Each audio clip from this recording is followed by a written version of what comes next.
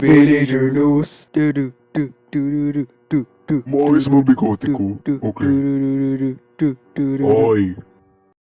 Breaking news! May isang villager ay gumawa ng isang napaka-terribling krimen. Villager number 9 is on the scene. Salamat, Villager number 4. Nakatayo ako kung saan naganap itong krimen na sinasabi mo. Salamat sa cameraman natin na kumuha ng footage. Nandun siya sa taas, oh. Hello. Isang normal na araw sa village nang si Villager number 14 ay lumabag sa laws na bawal magkalat. Tumigil ka! You're violating the law! Tumigil ka dyan, criminal scum!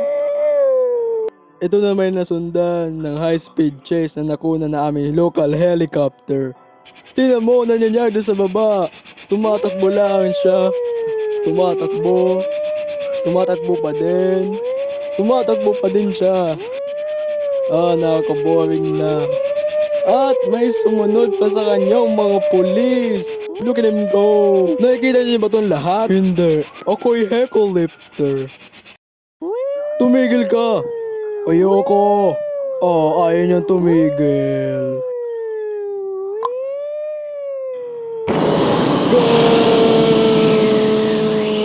Beep, beep, beep, beep. Missile inbound. Ano? Deploying flash. Deploying flash.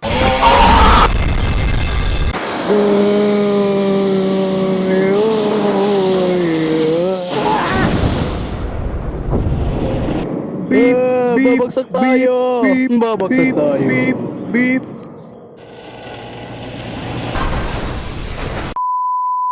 And that is the last we saw of those villagers.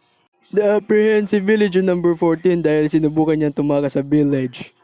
Napasobra ata ang mga pulis sa paglalagay ng stingers dahil lagi daw dadapa si villager number 14.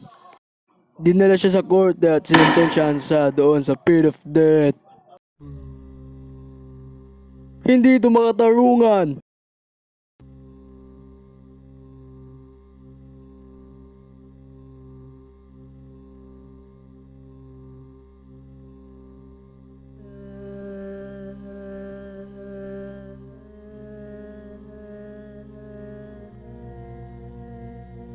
At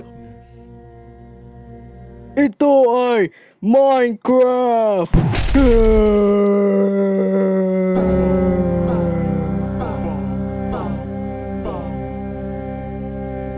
Hindi to epektibo para sa akin. At ayan pong balita ko, Villager number 4. Back to you in the studio. Well, ayan po ang balita ngayon sa Villager News. Tuning next sa Villager News.